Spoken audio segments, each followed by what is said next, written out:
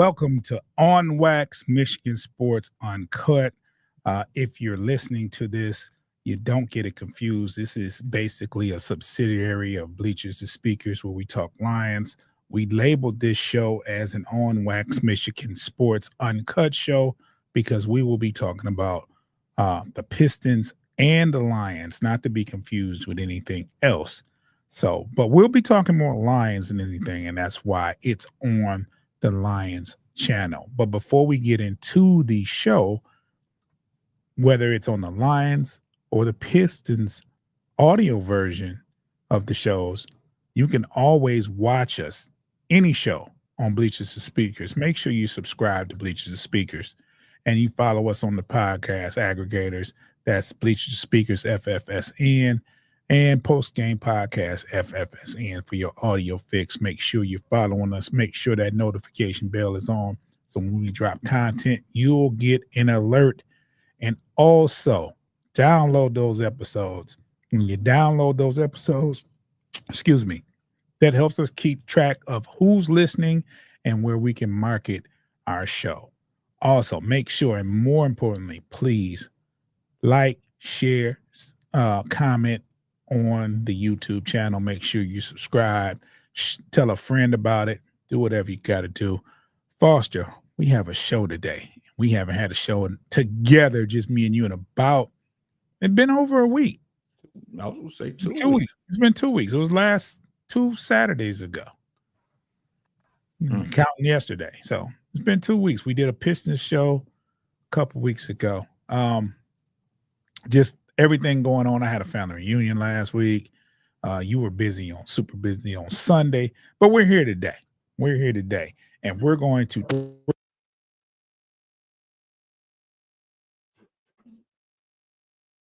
lost you.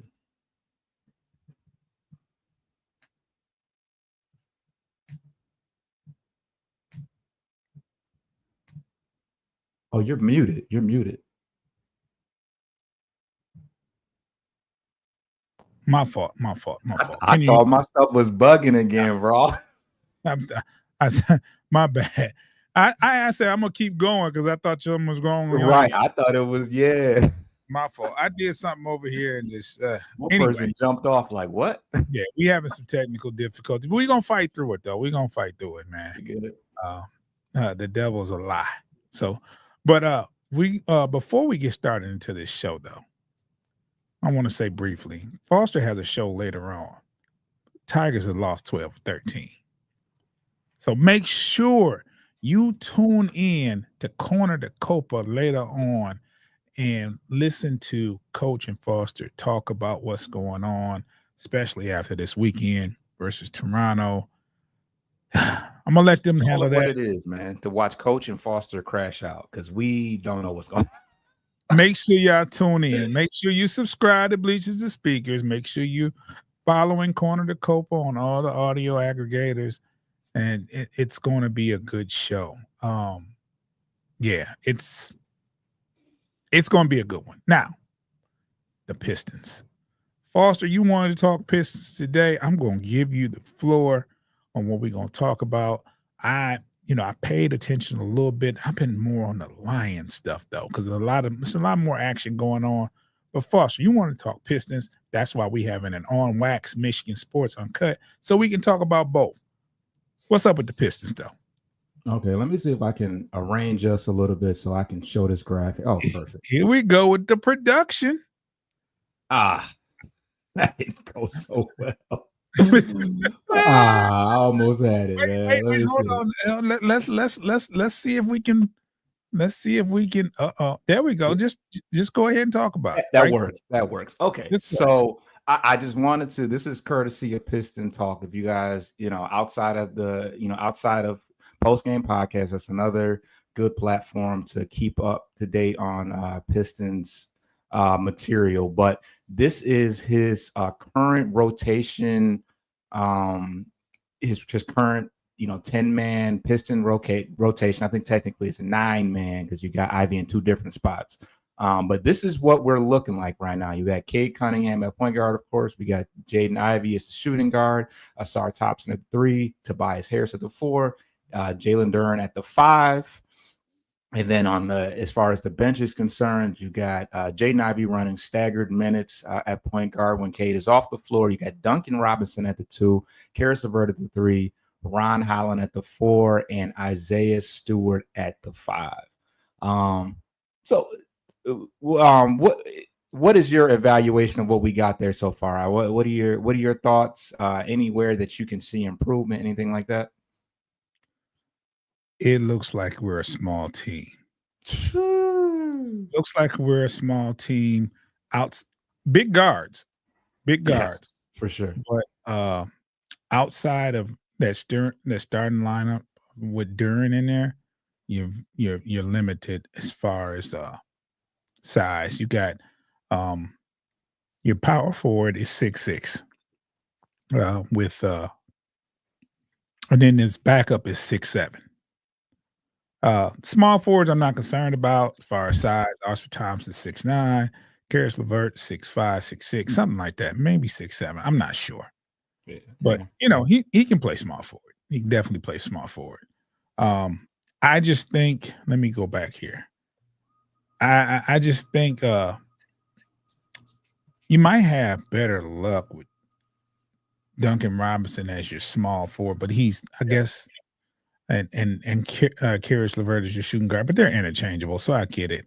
You're also lacking a little depth at your backup point guard position.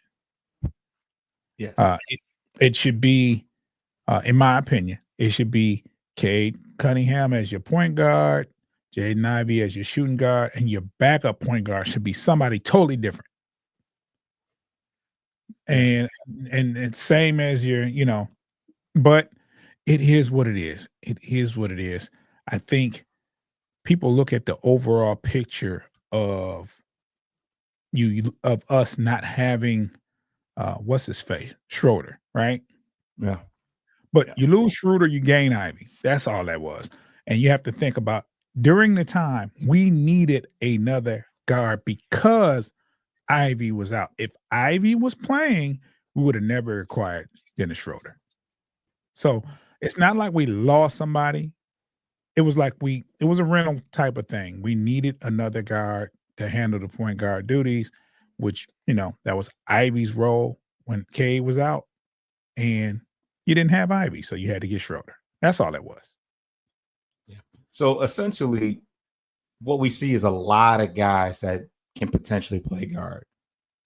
Robinson, LeVert, Ivey, Cade, even Thompson. I think Thompson in some certain situations can play guard-ish. He can play either guard. He can play either guard.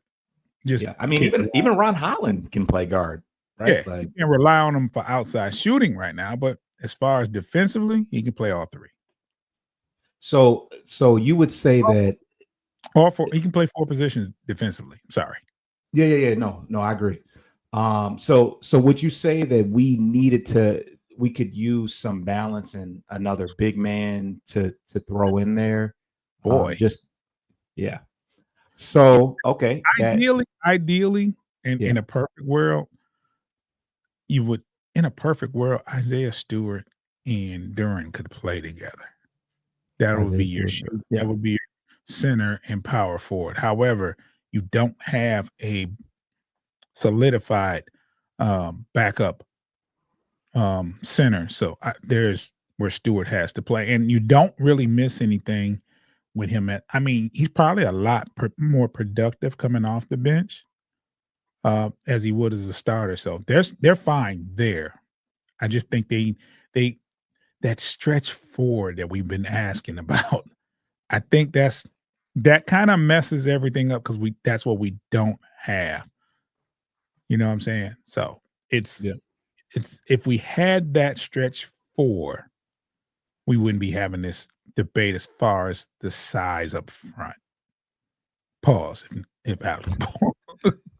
Okay, so that parlays a little bit into my next topic that I wanted to talk about, and is a trade proposal between the Detroit Pistons and Orlando Magic. As of late, the talks has been that Jaden Ivey could possibly be on the move. I don't even know what the exact verbiage is, but this is a proposal that would move Jaden Ivey for a few draft picks. It looks like a 2027 first round pick and a 2029 second round pick swap, and as well as Jet Howard, who you're pretty familiar with, hasn't really got a lot of playing time. I think he's spent most of his time in the G League, but potential, floor spacer, outside shooter, as well as Goga Batadze. Are you familiar with Goga Batadze? No, Batadze. Not familiar at all. Okay. All right. So essentially, he is a rim protector. Offensively, he's pretty limited. He's kind of like a guy that scores out of that, in the paint dunker spot. But a pretty decent playmaker out of that center position that is most effective protecting the rim, playing. He's actually a highly, a very good defensive player. But I figured you might say that you weren't familiar with him. So I do have his this is a website that I swear by when I'm trying to figure out who these players are. Wait, hold on. Go ahead. You just knew I wouldn't know anything about I told you, but I was prepared just in case. Okay, just say it. I don't like the way that was worded at first. I kind of. And this is for the world too. This is also for the world in case that Just okay. Go ahead. I'm 90 minutes. So here shows you kind of what he excels at: the block percentage. So protecting the rim, obviously, that's one of the bigger concerns for us. He was a bench guy in Orlando, so he was backing up Wendell Carter. Is that his name? Okay. Yeah, I believe his name is Wendell Carter. He's 6'10", with a 7'2" wingspan. So obviously a guy that has some length. He grades out really well defensively, but he's a strictly rim protector. He's not going to be guarding. You can't switch. He's not a very switchable defender, but when you look at deflections, his ability to create turnovers, he excels in that. Offensively, you see that he's a strong rebounder. He's in the 97th percentile as far as rebounds are concerned. He's got a high free throw rate as well. So he's a guy that gets to the line. His free throw percentage, though, 63%. So gets to the line a lot, but doesn't not a great free throw shooter. But his true shooting percentage is in the 90th percentile. But I think that's mostly because he's not shooting many threes. As you can see, he shoots 10% from three. So when you talk about floor spacer, that is not him. He is pretty much just a roll man, a pick and roll man that scores in the dunker spot. But he shoots a high percentage from that dunker spot, as most should. Yeah. When you look at his usage rate, heavy on the cutting to the basket. So a lot of pick and roll. A guy that would be, certainly appropriate in a pick and roll game. Go back to his profile real quick. You know what? Scroll back up to the top. Okay. There you go. Okay. I just wanted to see the wingspan there. Yeah. Yep. 7'2" wingspan. So obviously he's a player that could possibly play alongside of Isaiah Stewart in the four position. And I think that would be a nice little two-man down low protecting the rim. We got some comments here. Oh, we got Tim Lyons in the building. Yeah, what up, Tim? I was waiting for you to stop so I could say what's up. Oh, okay, yeah. I didn't want to miss them while they were engaged. What's up, Troy? Yeah, Troy. Summer's going great, pretty good. Yeah. So yeah, that's Goga Batadze right there. Obviously, yeah, like I said, Jet Howard is somebody. He's basically just a throw in to kind of sweeten the deal. And then you got a couple picks as well. What are your thoughts on kind of evening out the heavy guard rotation? We didn't even talk about as far as rotational players. We didn't talk about Sasser and Chaz Lanier, two other guys that are kind of, that are out of the rotation due to, the heightened amount of guards we have. So what are your overall thoughts on the trade? I have reservations about the trade. I like Ivy as a person. I like him as a player. However, I understand that everybody can't go. And we have a excessive amount of guards and not enough bigs, and probably not enough pure shooters. So this trade in a business sense makes sense. You trade away Ivy and you get a shooter with Jet Howard and a younger person. You also get the big man that you need, the big four, or backup center that you could use. So, I would hate to see Ivy go, but I understand it as far as a business move, as far as fixing your lineup, because right now we're very small up front, and you could use another shot blocker, and you got along pretty good without Ivy. Not saying he wasn't needed, but you got along good without him. You got some young guard. You drafted a shooting guard. You acquired 2 shooting guards.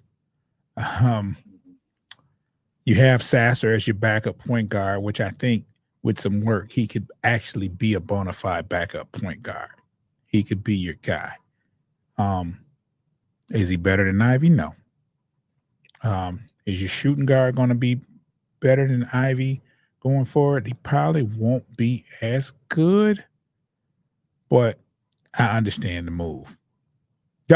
Not crazy about it, the idea, but not mad at it either. I'm hoping that the core stays intact, but everybody can't go. Everybody can't go. It comes down to whether or not they plan on extending him long term. Right now, it looks like Duran, and I feel like they've came out and said that they're interested in extending him and Jalen Duran. But in the event that they weren't trying to do that, I guess this trade makes some sense. You get some assets. You get a first round pick down the line, and you strengthen your front court you strengthen your front court on the bench. I mean, you got guys like Karis LeVert. He can defend his position pretty well. Duncan Robinson, not so much. Jaden Ivey, not so much. So outside of Stewart and I guess Ron Holland, although he's kind of undersized at the 4 position, you got some defensive liabilities on that second unit. So the one thing that I do like about bringing in Bataze, you have a bona fide rim protector on that second unit, and he's a guy that I don't know if he's capable. He's not going to get. He wouldn't get starter minutes over Jalen Duran, but I do like the idea of having a guy that can protect the rim, because Isaiah Stewart does a pretty good job, but nonetheless he is also somewhat undersized at 6'8" with some athletic deficiency. So yeah, I don't know. I think that I really don't know how the fan base will look at it. But like you said, you got Lanier, you got Sasser, you brought in LeVert, you brought in Robinson. You got some guys in there that can fulfill the role that Ivy left. And also, like you said, we didn't really miss a beat without Ivy. In fact, we kind of took off after. Yeah. And that was even before you acquired Schroeder. You even before that, exactly. You actually did okay. And this is no knock to Ivy. I'm just saying, like, it could be done without him. I'd rather see him stay than go. But from a business standpoint, I get it. From a roster standpoint, I get it.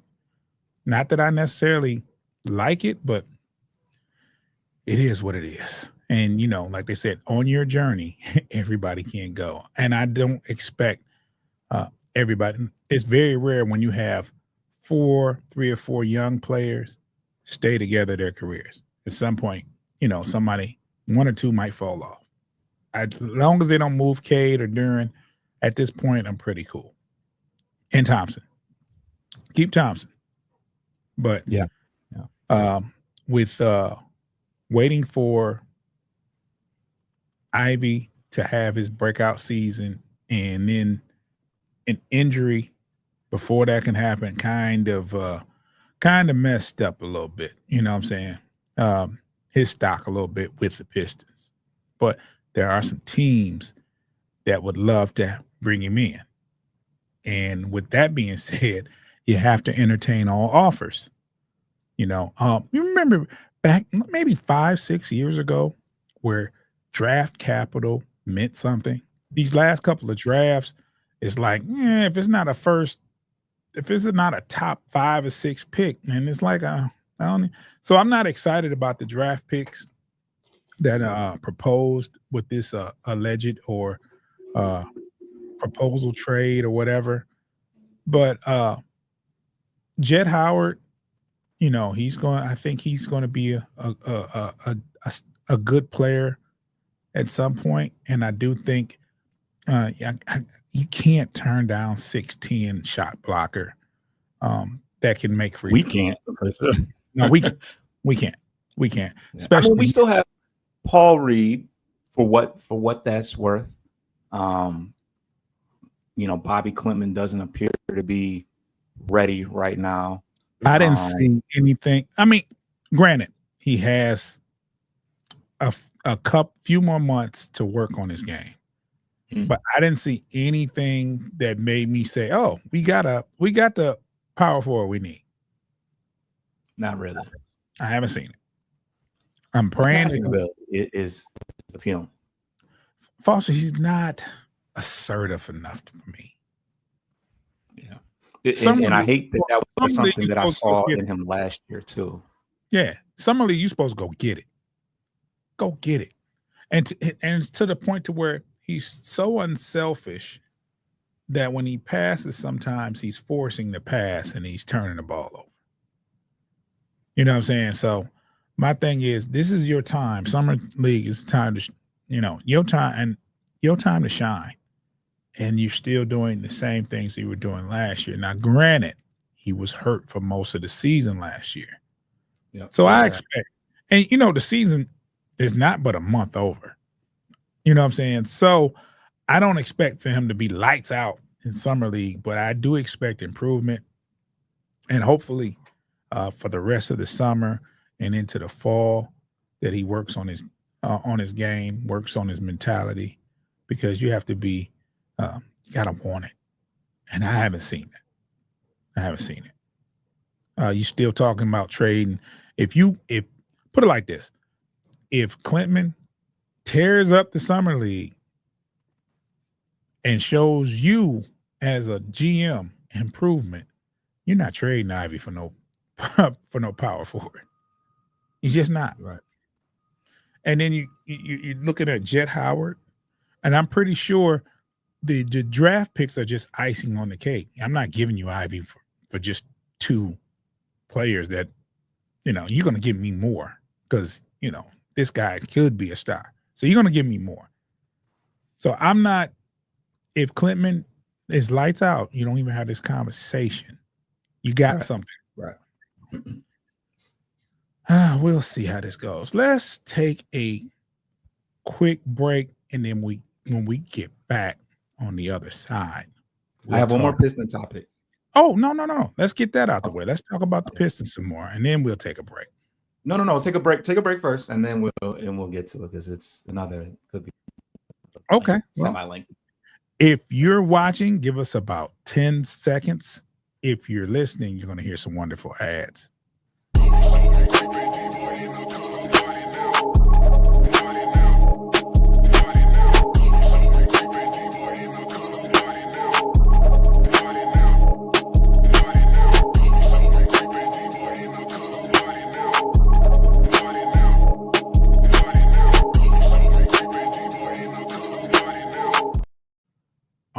right, and we're back. And Foster has one more Piston topic, and then we're going to talk about our beloved Lions.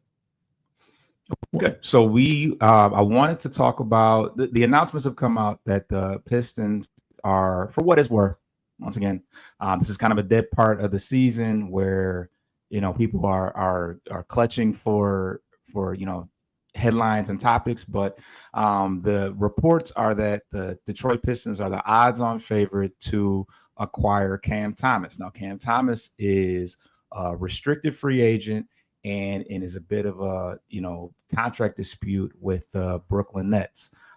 Him being restricted obviously means that they can match any deal that is put on the table. Cam Thomas is coming off a season where he only hamstring issue all year, so he did not play many games. But in limited time, he averaged 24 points a game as the primary offensive target in Brooklyn. So this is a player that is I won't say he wasn't terrible in a whole lot of offensive options outside of him. As you can see, 4 points a game. He shot 35% from three, 43% from the field, high volume, played a lot of minutes. But this is a player that, obviously the Pistons last year needed a guy that could go out and get a bucket. And, 24 points a game, I don't know where that falls in the NBA scheme of things. But, I mean, how many had Cade average? 28, 29? It was below 30, I know that. So I thought it was like 25, 26. 25. Okay. So, yeah. Now a lot of a lot of people say that it's kind of empty calories, just kind of a ball hog, yada yada yada. But at the end of the day, the most the most coveted attribute in basketball at this current point is being able to score the basketball, and he's essentially one of the premier scorers in all of the league. Now, what makes the Pistons scenario so appealing is that, first of all, he's asking for a lot of money, like 25 to 30 million. But most teams have utilized the vast majority of their cap, and so he's not going to be able to. No one has the ability, even if they wanted to pay him anywhere near that, they won't be able to do that. His qualifying offer with Brooklyn is somewhere in the range of, I think, $7 or $8 million. So, essentially they can, come to a happy medium in between the two. But I don't think anybody averaging 24 points a game should be making $7 to $8 million. That's kind of ridiculous. The Pistons still have their, $14 million trade exception. So they, could possibly coerce him with that. The tricky part is, in order to use it, it has to be a multi-year deal. So, if he's seeking, double that 14 million, he would have to lock into a multi-year deal, which is obviously not what we want to do. So, based upon as far as his skill set and all that, and our current roster, composition. Obviously, we talked about all the guards we have on our team. This is a 6'3" point guard, so kind of an undersized point guard, or just a, not undersized, but he's not 6'6", 6'7" like some of these guys are with a 6'6" wingspan. You look at the defensive, the lack of. He's not a two-way player. He's a guy that comes in there to score the basketball. What are your thoughts on adding an additional guard to this team? Okay, let me take a stab at this. Okay, for one, 28 million or whatever that was for multiple years, or 20 million. That's a lot of money. Don't want to say it's too much, but that's a lot of money. Acquiring him makes sense if you do plan to trade Ivy. So that would be your either shooting guard, point guard, same role as you have Ivy on the display. That would be Cam Thomas. He would be your backup point guard, or play alongside Cade when he's not in there. You also get a shooter in it. Now, I've been watching Cam Thomas since he was a freshman at LSU. He left after his freshman year. He's a scorer, definitely a scorer. They labeled him as a ball hog, but with that Brooklyn team, I really can't blame him. So it's like, Foster, you've been on the playground, and and you've had like some, not the best supporting cast. So you like, okay, I'm shooting. Right. I'm about to fire this. I don't care what they do. I'm firing this. You know what I'm saying? I'm pulling. You know what I'm saying? That's just the mentality there. You know what I'm saying? I think he could be good in a Pistons uniform alongside Cade, and he gives you that score, and he gives you that other person that can take some of the weight off Cade when it comes to the ball handling duties at certain points of the game. Not to take the ball out of Cade's hand, but just give him a little help when it's time, But this only makes sense if you're trading away Ivy. And you're going to pay a pretty penny. Now, if you're willing to pay that much, you might as well keep Ivy. I'm just saying. Do you think if Ivy was playing over in Brooklyn that he would be averaging 24 points a game? No. No, not at all. I mean, so here's the thing. The thing that I like about Cam Thomas is this. He's only 23 years old. Mm-hmm. Yes, 23 years old. He'll be 24 in October. Yeah. So he's pretty young. How old is Cade? 24? 24. Yeah, he's around the same age. So I do like the fact that he is, he fits the timeline. He's a player that at 22 and a half and 66 games, 2024. Obviously, he dealt with really improving. I like that he can be the primary ball handler, but I think that one thing that I wanted to look at was how is he in off-ball situations. Granted, of course, he hasn't had that opportunity to be an off-ball player, because I think the best players he's played with in recent history, guard-wise, is Mikal Bridges 2 years ago. And they played with Dennis Schroeder for a hot minute before he got traded to the Warriors last year. So, his responsibility has, out of necessity, has been to be the primary ball handler. I like this. Now, granted, he's not passing very often, but the turnover rate isn't super duper high. You see his usage rate, and the amount basically determines how many open shots you are, how many open shots you're creating with, your ball handling. So 91st percentile. So he has the potential now, whether or not he plans on passing the ball, he's creating open opportunities for players. So, I like, I like, go ahead. I actually think that aspect you can buy into it or teach that one, right? As far as shooting too much and distributing, players are open, you'll get them the ball. And if especially when you have actual talent that you are confident is capable, like Brooklyn has not been good since he got there, right? But yeah, right. I agree. I think that's something that could be changed. That mentality, it's a mentality first, and he's more than capable to do that. We don't know how he feels when he suits up in a Brooklyn uniform. Maybe he feels like he has to do that, and who's to say he didn't?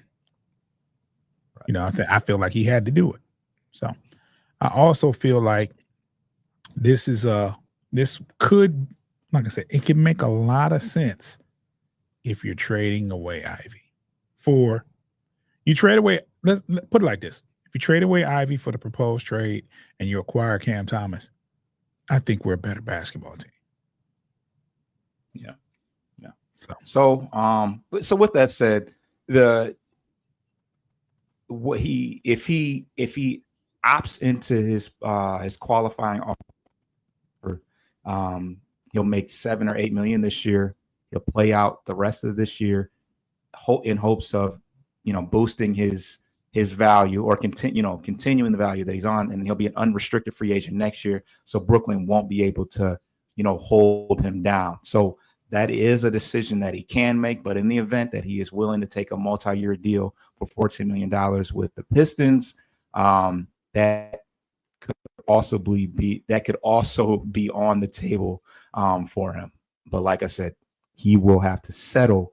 He will have to settle for that 14 as opposed to the 20 that he might be able to get next year. So, but that's all the talk on Cam Thomas. Just something interesting to look into. I don't have any idea if Trajan Langdon has any interest of his own, but yeah, that's that. Okay. Well, I guess it's time. Also, what I was going to. The last thing I was going to say about that is, as far as the rotation is concerned, my thought process is that if for some reason we make this happen and Ivy is still on the team, I think that pushes either Karis LeVert or Duncan Robinson out of that 10-man rotation that we talked about. Unless I guess Ivy doesn't play that primary point guard position or that primary ball handler role on the second unit. In that case, you just throw Cam Thomas in there somewhere, as opposed to having Jaden Ivey up top. So that's just something to think about. Yeah. Let me say this. The past 2 years, me and Foster have been 0 for whatever that number is as far as trades and thinking who's coming here. The people we've acquired, didn't predict at all. We didn't see Dennis Schroeder getting here. We didn't see Fontecchio being traded here. None of those.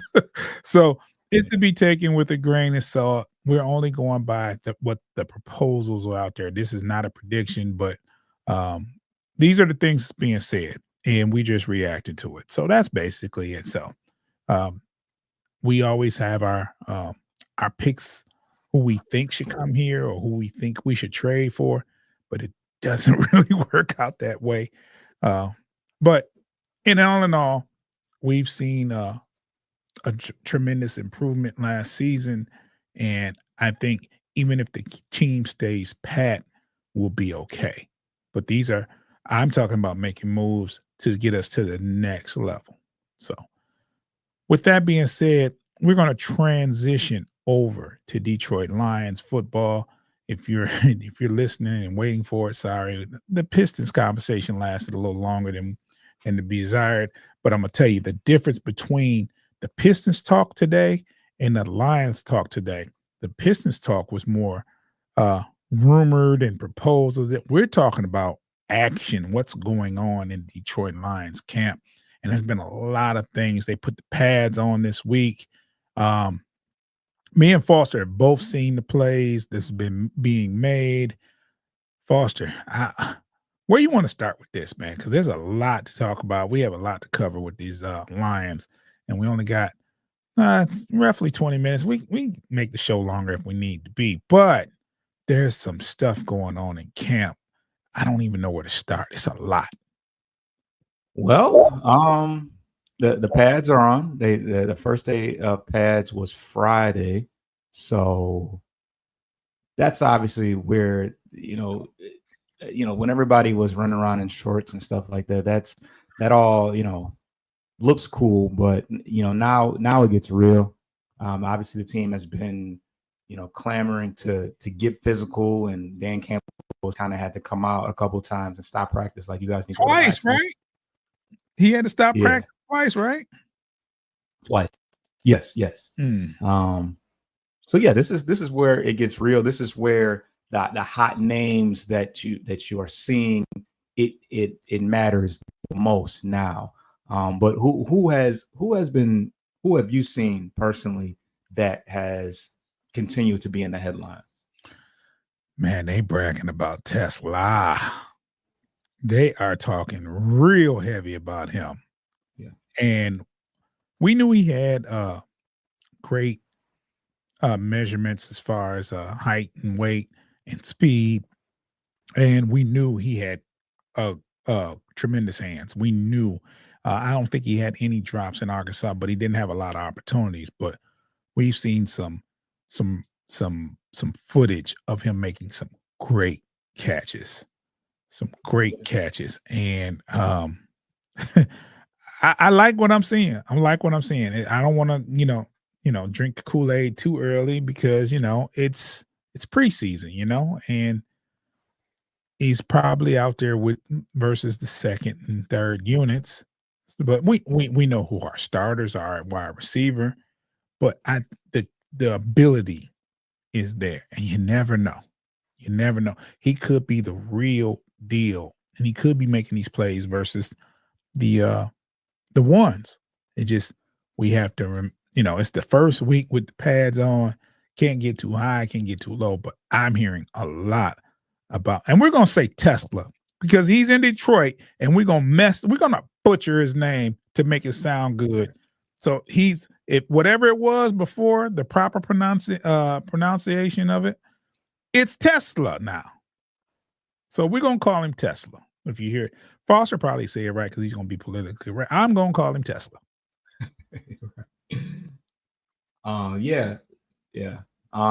Definitely Isaac Tesla. I think they said that his name Isaac.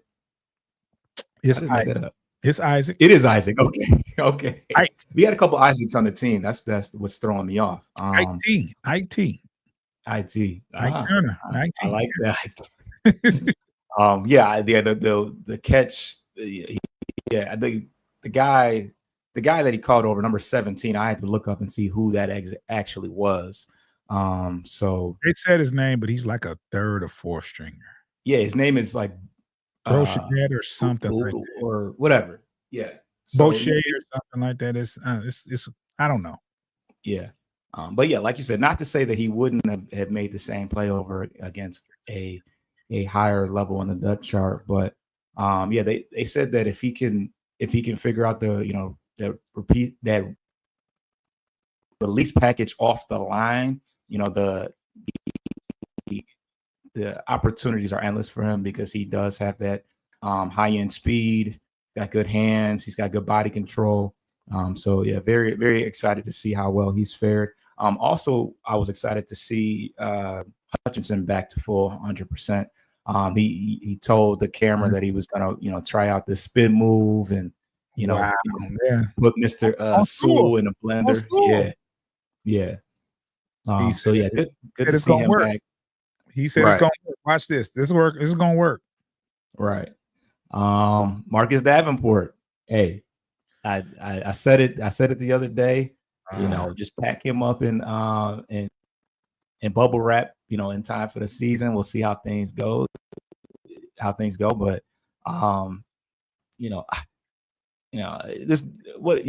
there's not much to say about that. You hope that he can be more durable, but you hold your breath because things have gone a certain kind of way. But I think that if he is capable of having close to a full season, I think that is a foregone conclusion. What we're gonna see on both ends, on both of those defensive ends. So it's something to take into consideration. But also Isaac Ukwu, who was somebody that we were. I was like, what was that? I mean, I don't blame anybody for being pessimistic about the situation, but all we can do is wait and see what happens. Isaac Uku, somebody we were high on last year, is another name that is continuing to make noise. It looks like Tate Ratledge and Glasgow are interchanging between that center and right guard role. I think they want to make sure that both guys are comfortable in either scenario.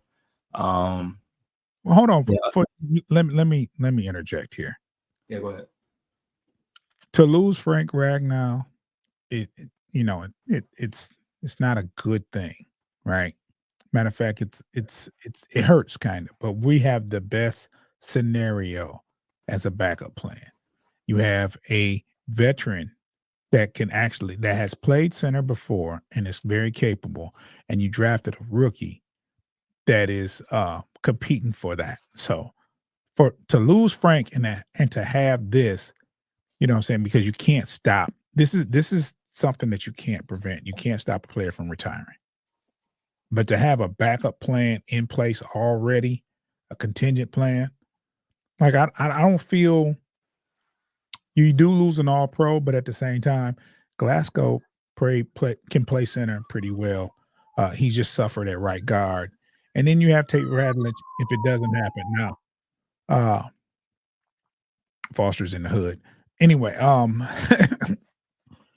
Glasgow has a problem with playing right guard.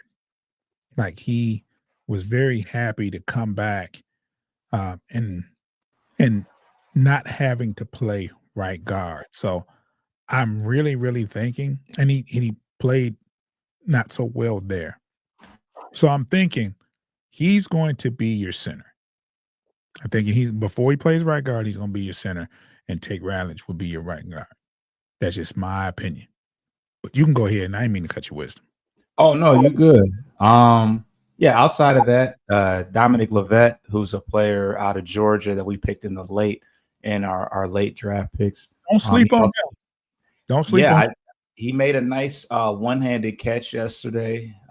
Showed off a little bit of that catch radius, which I don't think is a part of his, strengths as far as his profile. But he made a nice. It was speed, his profile. And he was like, he's fast, but he has a set of hands. Yeah. And the biggest thing that's going to help him is his ability to play on special teams. We know that Dan Campbell likes those kind of guys. So he's been playing as the gunner on punt returns and, making a campaign to be the sixth receiver out of camp. Now, usually they don't keep 6. They keep about 5. Right. But he's making them think about keeping 6. Now, it's a different type of league now because you can keep 6 because there's not fullback play. Right. Now, usually when they do that, though, they add an extra running back. Yeah. And go ahead. And the fact that he can play special teams will give him more value than just being a guy that's going to be, at the end of your bench playing receiver. If you can make impact in other ways, it'll increase your value. So, but yeah, outside of the last thing that I was encouraged about is a couple guys returning from injury that were out. Obviously, every day, well, like a lot of teams have some guys that get a day off here and there. But Alex Anzalone is back on the field. I think they're just doing walkthroughs. I don't think they're actually I don't think they're doing any playing right now. But and that was his first day of practice altogether, as well as Muhammad also made his first appearance at camp. Outside of that, you got Ennis Rakestraw, who had an injury to his chest, is returning, and Roy Lopez, who got stepped on the other day, also made a return. So, let me ask you something before you go. Let me ask you something before you go further. Yeah. Right? For me, the term hold in is a new term for me, right? I don't know if they just started that. I don't know if I've been living under a rock, but I did some research, right? So a hold in is basically someone they're showing up to the facility. Right? they're holding out, but they're there. They're reporting. They're just not working out, and they do this to avoid fines. Because if you're actually showing up, you're not getting fined. Now, whether they're saying they're injured and can't play, I don't know how they're getting out of not practicing. But that was the case with Anzalone. He yesterday or whatever day it was considered a hold in after all the rumors are swirling around like he was unhappy with his current deal and wanted an extension and was not going to play or whatever or show up because of this. But I guess they consider him a hold in, which is a new term for me. Either they held out or they didn't. But I did some research and, that's basically what it is. If they show up to camp and report, they won't get fined. Like Terry, I forgot his name, but the wide receiver, McCorn for the Redskins, he was getting fined $50,000 a day for holding out. So he reported yesterday. So he's considered a hold in because he's not practicing, but he did report, and that saves him $50,000 a day. Yeah, and I'm sure it creates some weird energy because it's kind of like, y'all know why I'm here. And it's like a form of protest, but I guess it keeps you, it keeps you from losing some money. I mean, you're essentially trying to get the bag, so getting fined is like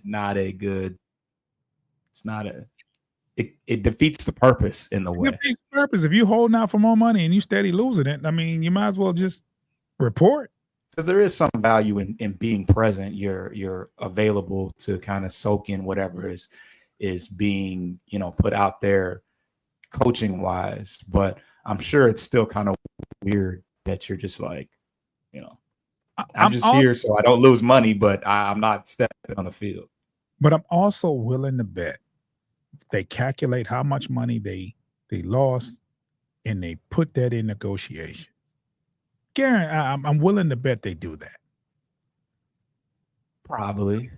You hold out. So the average person probably gets fined about $20,000 a day.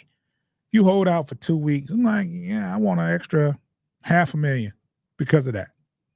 Yeah, because that's only 500, so that's kind of minor in the grand scheme of things. It's when you're talking about guys that are making big money, 500,000. It's like yeah. So they probably throw that in negotiations, but you do have some people that say, "Hey, I'm not losing. I just ain't trying to lose that much money because I don't know what's going to happen. So I'll be a hold in and just report and not practice and say bad because you can actually part I left out. You can actually work out on your own, and that's the kicker. If you go in there and you report and you work with a trainer on the sidelines, this, that, and other, I'm willing to bet that they're saying not 100%. Work out with the trainer. I'm going to get taped up, stretched. What I'm saying? Work out with a trainer and do some drills over here on the side, and they don't get fined. So that's what happened. That's what's going on with Anzalone. He reported. I don't know if he did any activity though, but I know he was shown. He showed up yesterday, which is actually a very good sign. Yeah. But outside of that, as far as news and free agency, it looks like there's been some talks between Matt Judon and the team, as well as Kaiser White, which is kind of interesting, which was pretty interesting in the heat of the Anzalone situation. This is prior to him returning. I don't know if that was a reactionary move to the Kaiser White coming in and having a meeting with them, but he does kind of fit that same role of linebacker. He didn't fare very well in coverage or in the pass rush, but he did have a 73 run defense PFF score last year. I think he had 100 plus tackles. So essentially, he's a guy that can come in and be fulfill a pretty heavy role at at linebacker, but as of yet, neither player between Judon and White have been signed. So interesting developments given what we have going on. But that's pretty much all my takeaways from the first couple, the first couple of days with Pad. Yeah, and then like yesterday's practice was open to the public. You had to, of course, you had to register for tickets and stuff like that. So there's a lot of the podcasters around here that actually went, and they're talking about it. And so we're reacting to what they're saying they saw. So don't want to make it seem like we know this information firsthand. Shout out to all those platforms that's providing it, and that lets you know we support them. So we support them as well. Not just looking at information, but we do support them. We enjoy their shows as well. There's enough money out here for everybody. You know what I'm saying? But there's a lot of news going out at the camp. I expect a lot more news going forward this week, because next week we have a game, the 31st, right? Correct. What's that, Friday? Thursday. It's Thursday. Oh my gosh. Tripping. Thursday, we have a game. So I expect some more news. And Foster, I'm curious. Last year, there was not an offensive starter to take a snap during the preseason. Not a one. And I'm talking offensive line, skill position, nobody. I wonder if we see that this year. And the offense started slow. The offense started real slow. Now, you got to keep in mind, we have a new offensive coordinator. I anticipate to see some of the starters out there. Yeah, I mean, if you classify Tate Ratledge as a starter, which he's going to start, whether it's at center or right guard, I would like to think that he's going to get some. He's got to get some reps. I just don't see Glasgow playing right guard. He was so upset that he had to play right guard last year. And it showed. He had a bad grading, and he was like, "I'm just happy." And he said this offseason, "I'm just glad I ain't got to play right guard." So maybe Tate has been taking those reps at center as a precautionary thing, but I don't know. I've heard things that said that he might be the center out of camp. So I don't know. Unless they don't plan on starting Glasgow and have him backing. You know what changed everything? When Miles Frazier got hurt. And he's going to be out till October. Right. So when Miles Frazier, they was hoping maybe, just maybe, he might be your right guard.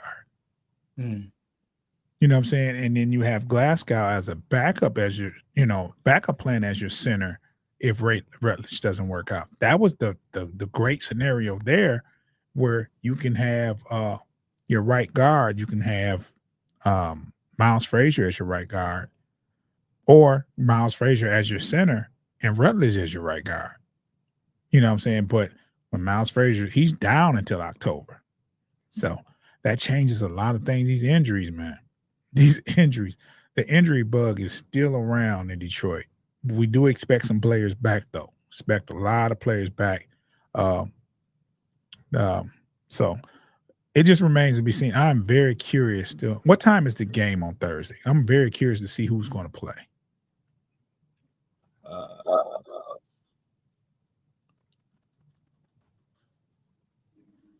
assume sometime in the evening. It has to be. It better. Yeah, it does. Yeah. 8 o'clock, 8 p.m. Okay. So this is what we're going to do, right? Let's see. Let's see if we can go at halftime. We can have a show at halftime and tell you what, because, I don't expect to see much in the third and fourth quarters anyway. But we'll give an assessment at halftime. Oh, we'll make a judgment call whether we wait till after the game or not. I had to be at work at 4 o'clock in the morning, so it'll probably be halftime. Right. So, and then also the 31st also falls on the last day of the trade deadline in baseball. So you got work cut out for you. So it's tricky. It's tricky. I mean, even if it's not you and If it's not the both of us, I'll do something at halftime for sure.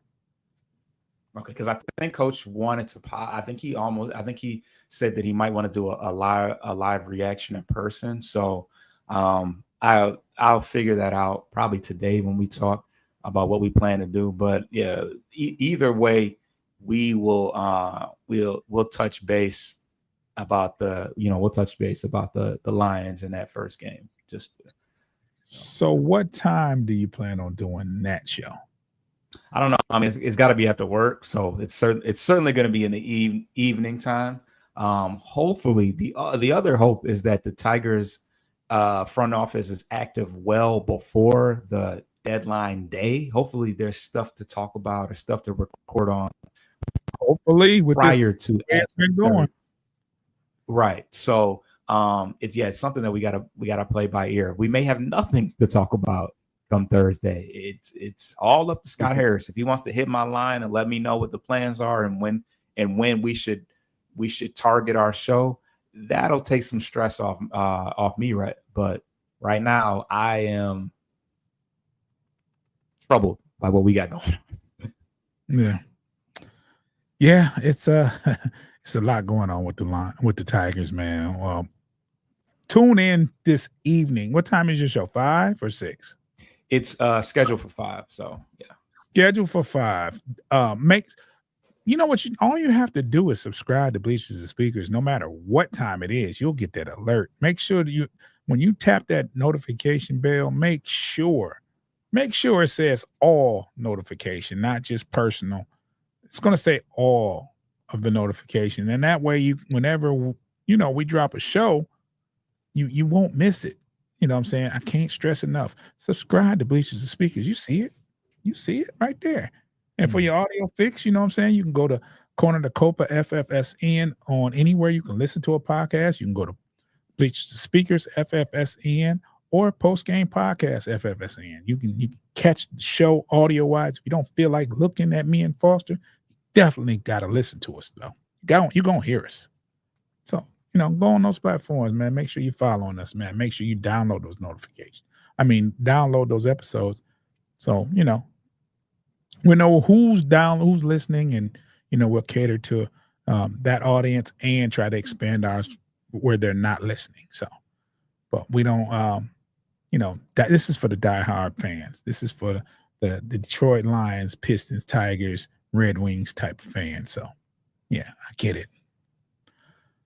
Any other news you're hearing out of camp? Because we do have I heard some stuff about the defense. They said the defense got busy yesterday. There were some clips, but they said defense was looking good. And I'm hearing some great things out of the defensive coordinator, Shepard. They said if there's anybody likened to Dan Campbell as far as attitude and intensity, it's Shepard. And they saying he's out there coaching and he's vocal and he's on the team. And he's actually giving Jack Campbell the keys and said, this is his defense. Which is a teller also as far as with the Anzalone situation, because he does he's the captain, quote unquote. So that's kind of an indication of who the predecessor will be as far as in the near future, especially if Anzalone and them can't come to an agreement. That's that he was a first round pick, right? Same year as J-Mo. Yeah. So they really. He wasn't first round. He's definitely second round. I think it was late in the first round though. Late first is what I think, and it was a reach. So yeah. I didn't like the pick, but hey, I don't like none of them. But I didn't even like to move up for J-Mo. Like, what are you doing? This guy's hurt. Why are you drafting this guy? And we moved up for Tesla as well. Yeah, gave up some draft picks too next year. So, we'll see. We'll see what's going on, man. We got a lot of Detroit Lions to talk about, so anticipate a lot of Bleachers and Speakers show coming up because, like I said, the preseason is here. We're going to talk more about what's going on in camp, what we're hearing, what we're watching, and we're going to react to what we're hearing and seeing. And also, I also like to say when it comes to Campbell, I think he's underappreciated. If you look at his tackles for last year, he's in the top 10 as far as tackles, solo tackles in the NFL. And Wow. you don't hear him talking about. And I think he had over 100 tackles. Believe so. But I know he has he's one of the top tacklers in the NFL. So it was one of those players where I was listening to Braylon Edwards on Woodward Sports saying before he draft, do not draft this guy. He's the wrong person. And what do you know? Boom. So I had my reservations about him before, you know what I'm saying? But I think he's one of those Iowa guys. They get in the trenches. Those they know how to they play football. You can get a linebacker or a D-back or a tight end from Iowa. You got something going on for you. Got something going on. Also, I like to bring up they've been holding him out of practice because of the strained calf, but Terrion Arnold, I was hearing his name a lot in those 7-on-7 drills, and I saw some clips where he was playing phenomenal. Also saw what's the little fella name? Not Reed, Robertson. Making some plays out there. Like he had a with the pads on, he was with Khalif Raymond step for step. Khalif Raymond runs a 4.3 40. He was with him step for step, broke up a play, and was hype about it. I'm telling you that Commanders game is different if Meek Robinson doesn't get hurt on the first first defensive series. We have a different outcome, I believe. It's not saying, well, I think it's definitely a lot more competitive with him out there.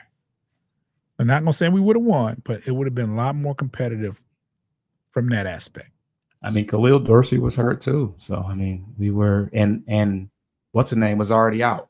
Guy that went to the Patriots. Davis. Carlton Davis was hurt too. Broken jaw. He's out for the season. So we were very depleted. Very depleted. And I think that caught up with us at the end of the year. And before we get out of here, I'm gonna put my bow on it, and I'm gonna let you do your thing after that. But there's been talk of digression. There's been talk of people they expect to see of the Lions not being as good as they were last year. And sadly, I agree. And the reason why I agree is we went 15-2. And there's been no team in the NFL that have gone back-to-back seasons at 15-2. So with that being said, yes, I do expect digression from the Lions.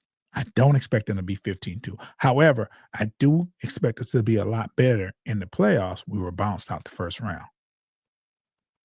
That's all I got to say about that. Yeah, that's the important part is making it farther. We could have went 17-0 and got put out, and it's like it wouldn't have meant a damn thing.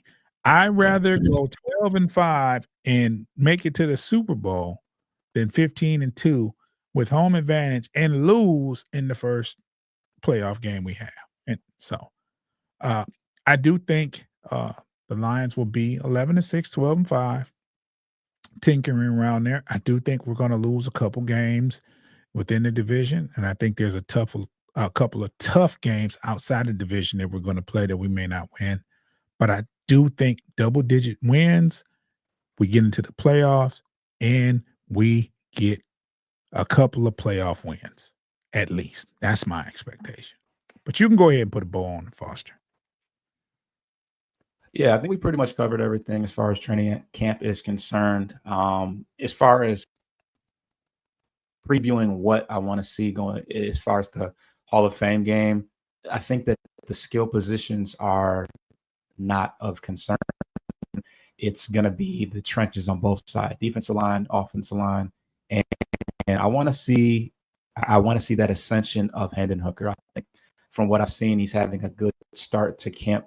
But yeah, I want to see the the progression and the level, in him playing levels up above Kyle Allen. Kyle Allen is what he is. He's been a backup quarterback his entire career. I mean, Hendon Hooker is also a backup, but I want him to, go in there and prove that he is the solidified number 2 guy that we can depend on in the event that he needs to play to